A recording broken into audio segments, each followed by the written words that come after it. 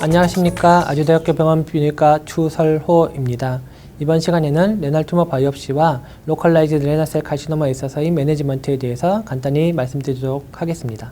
레날셀 카시노마는 연간 전 세계적으로 40만 명 이상이 새로 진단되는 신장암으로서 전체 암의 약 2.2%를 차지하고 있습니다.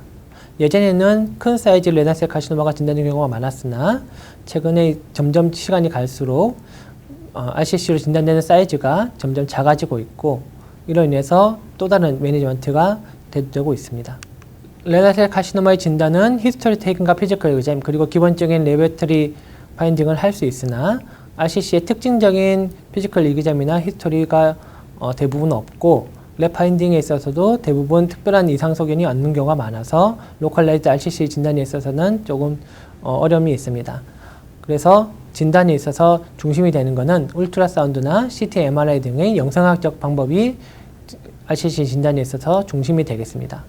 PET-CT는 소변에서 액티비티가 증가하기 때문에 블래더 캔서나 신장암 등에 있어서는 활용도가 떨어지는 편입니다. 울트라사운드가 스크린이 중심이 되고 있긴 하지만 브레스트 캔서나 콜론 캔서처럼 다른 암에 비해서는 그 활용도가 좀 낮은 편입니다. 대략 1000명 검사했을 때 1명이 RCC로 진단되는 효율을 보여주고 있어서 효율이 굉장히 낮은 편에 속합니다. 하지만 제일 인베시브니스가 적고 효과적인 툴로서 RCC의 얼리 디텍션에 있어서는 가장 중요한 진단 방법이 되겠습니다. NCCN 가이드라인에서는 기본적인 히스토리 앤 피지컬 이그잼, CBC 등의 랩 파인딩, 그리고 앱도미널 이미징 외에 필요한 경우에 레날 매스 바이옵시를 권유하고 있습니다. 하지만 MRI나 CT 등의 영상학적 검사 방법이 정확도가 굉장히 높은 편이기 때문에 레날 투머 바이옵시는 선택적으로 사용하는 것이지 항상 필요한 것은 아니게 되겠습니다. 레날 투머 바이옵시에 있어서 이슈들에 대해서 살펴보도록 하겠습니다. 레날 투머 바이옵시가 필요한 이유는 모든 스몰 레날 매스가 멜리그넌시가 아니라 대략 20에서 25% 정도에서 비나인 튜머로 나오기 때문입니다. 이전부터 정확도와 안전도 그리고 투머 시딩 등의 걱정 때문에 레날 투머 바이옵시는 많이 사용되지 않았습니다. 하지만 최근에 코엑시알 메소드를 이용하여 정확도가 90% 이상으로 굉장히 높아졌고, 세이프티 또한 굉장히 안전한 것으로 보고되고 있으며 투머 트랙 시딩은 굉장히 낮은 것으로 보고되고 있습니다. 하지만 여전히 바이옵시를 하나 안 하나 투머 매니지먼트에 있어서 변화가 없는 경우도 많아서 레날 투머 바이옵시의 소용성에 대해서는 의문이 제기되고 있습니다.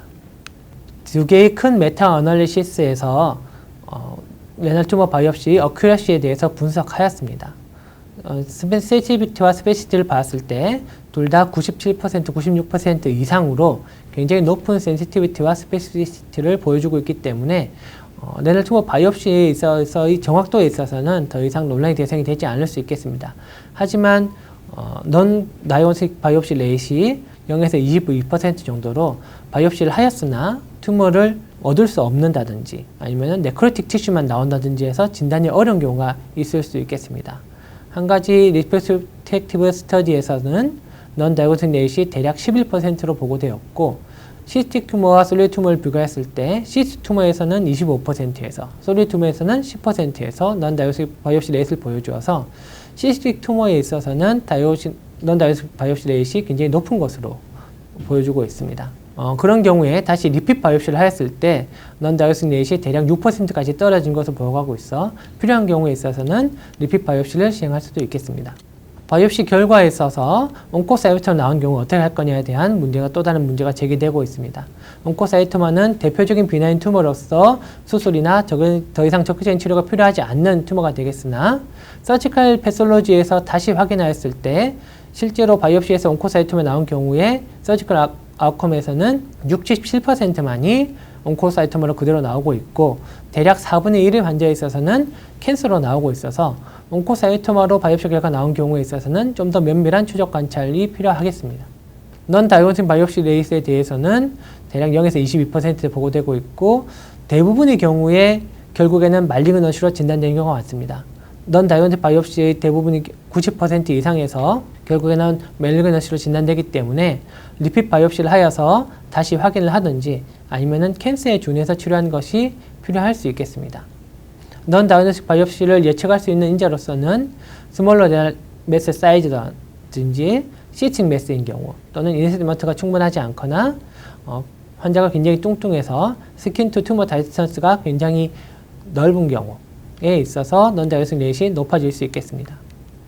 565명의 레날 바이옵시를 대상으로 리프로스펙티브 어널리시스를 한 논문을 살펴보면은 전체적인 non diagnostic 바이옵시 레이시 14% 정도이고 그 중에서 사이즈가 40 미만으로 작을 때 좀 더 높아지며 시스틱 튜머인 경우에 non diagnostic 바이옵시 레이시 39% 이상으로 굉장히 높은 것을 보고하고 있습니다. 이런 결과들을 바탕으로 생각할 때 non diagnostic 바이옵시 레이시 높은 경우에는 바이옵시를 할지 말지에 대한 좀 더 구체적인 고민이 필요할 것으로 생각됩니다. 세이프티 이슈에 있어서는 최근의 코엑시얼 메서드를 이용한 경우에 컴플리케이션 레이시 대략 8.1% 정도로 굉장히 안전한 것으로 보고하고 있습니다. 컴플리케이션도 대부분은 펜이나 헤모리지 등의 마이너한 컴플리케이션이고 출혈이 있어서도 수혈이 필요한 경우는 대략 0.7% 정도로 안전도는 굉장히 높은 것으로 보고되고 있습니다. 특히 제일 걱정을 많이 하는 트랙 시딩에 있어서 이는 굉장히 드물게 나타나고 전체적인 문헌 보고를 보았을 때 대략 10,000명당 1명 정도 생길까 말까한 정도로 굉장히 안전하게 할 수 있으며 이 트랙 시딩에 있어서는 거의 걱정하지 않을 정도의 수준이 되는 것 같습니다. 레날 하이나 메스에 있어서 바이옵시 할 때 주저하게 되는 이유가 큰 베슬들이 가까이 있고 유레터나 레날 펠비스가 가까이 있기 때문에 컴플리케이션이 더 높아지는 걱정 때문에 좀 주저하게 되는 경우가 있습니다. 한 연구에서는 코르티컬 메스와 하일라 메스를 레날 바이옵시 했을 때 컴플리케이션을 비교하였고 하일라 메스에 있어서 헤모리지 등의 컴플리케이션이 좀 더 높아지지만은 그 외에 다른 컴플리케이션 거의 비슷한 수준을 보여주고 있어서 레날 하일라 메스에 있어서도 안전하게 바이옵시를 진행할 수 있는 것으로 보고하였습니다. 그러면은 모든 환자에 있어서 레날 튜머 바이옵시를 시행하는 것과 선택적으로 시행하는 것에 있어서 어떤 차이를 보여주는지 연구한 논문이 발표되었습니다. 바이옵시를 한 이후에 서저리를 시행하여서 서지컬 패솔로지와 바이옵시 패솔로지를 비교하였고 루틴 바이옵시를 한 환자에 있어서는 5%만이 비나인 튜머로 나왔고 셀렉티브 바이옵시를 한 있어서는 16%에서 비나인 튜머로 나와서 루틴 바이옵시를 하는 것이 필요하지 않은 수술을 줄일 수 있는 방법이 될 수 있다고 제안하였습니다. 실제로 다른 장기에 있어서 바이옵시의 정확도와 컴플리케이션 레이트를 비교하였을 때 레날 튜머 바이옵시는 굉장히 정확도가 높고 컴플리케이션이 굉장히 낮은 편에 속하고 있습니다.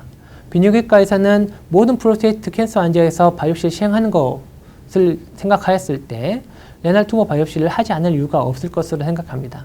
실제로 2010년, 2016년, 2017년 레날 튜머 바이옵시에 대한 비뇨기과 의사들이 의견을 묻는 설문조사를 하였을 때 시간이 지나면 지날수록 점점 더 레날 튜머 바이옵시를 적극적으로 한다는 의견들이 더 많아지고 있습니다. 하지만 정확도에 대한 걱정 그리고 컴플리케이션 걱정들이 아직도 있는 편이고 제일 중요한 것은 바이옵시를 함으로 인해서 환자들이 치료 방침이 바뀔 것인가에 대한 걱정 때문에 하지 않는 경우가 많습니다. 그래서 레날 튜머 바이옵시를 하기 전에는 클리니컬 디시전 메이킹을 충분히 하고 환자랑 충분히 상의한 다음에 결정하는 게 필요하겠습니다. 림포마나라든지 앱세스 또는 메타스테시스 등 RCC 외에 다른 튜머가 의심되는 경우에는 당연히 반드시 바이옵시가 필요하겠습니다. 그 외에 액티브 서베일런스를 계획한다든지 어벨레이션 세라피를 계획한 경우에 있어서도 패솔로지를 확인하고 리스크 스페시피케이션을 한 다음에 접근하는 것이 중요하기 때문에 바이옵시를 권유하고 있습니다. 하지만 튜머가 있으나 비나인 튜머이거나 환자가 수술을 원한다. 즉 바이옵시를 통해서 트리트먼트 플랜이 바뀌지 않을 것이라면은 꼭 바이옵시가 필요하지는 않겠습니다. 그러면은 로컬라이즈 RCC에 있어서 트리트먼트 옵션이 어떤 것들이 있는지에 대해서 살펴보도록 하겠습니다. 제일 중요한 트리트먼트 옵션으로서는 파셜 네프렉토미가 첫 번째가 되겠습니다.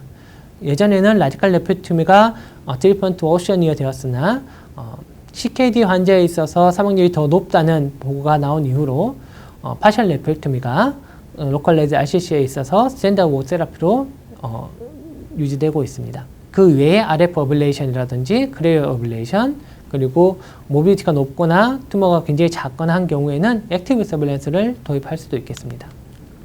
파셜 네프렉토미는 NCCN 가이드라인에서도 첫 번째로 권유하고 있는 방법이고, EAU 가이드라인에 있어서도 파셜 네프렉토미 할 수 없는 경우에는 라디칼 네프렉토미를 권유하고 있지만은 파셜 네프렉토미를 할 수 있는 경우에는 오픈을 하셔더라도 파셜 네프렉토미를 하는 것이 환자에게 도움이 될 수 있다 하여 파셜 네프렉토미를 하는 것을 좀 더 적극적으로 권장하고 있습니다. 스몰 레날 매스에 있어서 파셜 네프렉토미와 라디칼 네프렉토미 빈도를 보여주는 표입니다. 내셔널 캔서 데이터베이스를 통해서 확인하였고, 2010년을 기점으로 파셜 네프렉토미가 라디칼 네프렉토미에 비해서 훨씬 더 많이 사용하고 있고, 시간은 지나면 지날수록 좀 더 파셜 네프렉토미를 선호하는 경향이 보이고 있습니다. 오픈 파셜 네프렉토미가 스탠다드 오브 케어였다면은 최근에는 라파로스코피 및 로보틱 파셜 네프렉토미가 좀 더 선호되고 있습니다. 이는 출혈이라든가 운드 케어 등의 컴플리케이션이 훨씬 적기 때문입니다. 하지만 라파로스코픽과 로보틱 사이에 어떤 것이 좋은지에 대해서는 비교된 바가 없고, 이 논문에서 여러 가지 논문들이 메타어나시스를 통해서 비교하였습니다. 결론적으로 얘기하자면은 세이프티, 그리고 이펙티브, 그 다음에 온콜로지 아웃컴에서 거의 대부분의 경우에서 비슷하거나 로보틱 파셜 네프렉토미가 우월한 결과를 보여주고 있어 여건이 가능하다면은 라파로스코픽 파셜 네프렉토미보다는 로보틱 파셜 네프렉토미를 사용하는 것이 환자에게 도움이 될 수 있을 거라고 보고하고 있습니다. 하지만 로보틱 디바이스가 항상 사용할 수 있는 것은 아니기 때문에 라파로스코픽 서저리를 꼭 해야 된다면은 핸드 어시스트 파셜 네프렉토미를 시행하는 것도 한 가지 좋은 옵션이 될 수 있겠습니다. 파셜 네프렉토미를 시행할 때는 레날 메트로메트리 스코어 등의 스코어링 시스템을 통해서 위험도를 충분히 평가한 다음에 시행하는 것이 출혈 등의 컴플리케이션을 낮추는 방법이 될 수 있겠습니다. 또 다른 치료 방법으로서는 어블레이션 세라피를 둘 수 있겠습니다. 서지컬 트리트먼트가 하기 힘든 환자에 있거나 아니면은 신기능이 굉장히 떨어져 있어서 파셜 네프렉토미를 시행했을 때에도 불구하고 투석이 필요할 것 같거나, 아니면 키드니가 하나밖에 없거나 트랜스플란트 키드니 등의 특별한 상황에 있어서는 어블레이션 세라피가 굉장히 매력적인 치료 방법이 될 수 있겠습니다.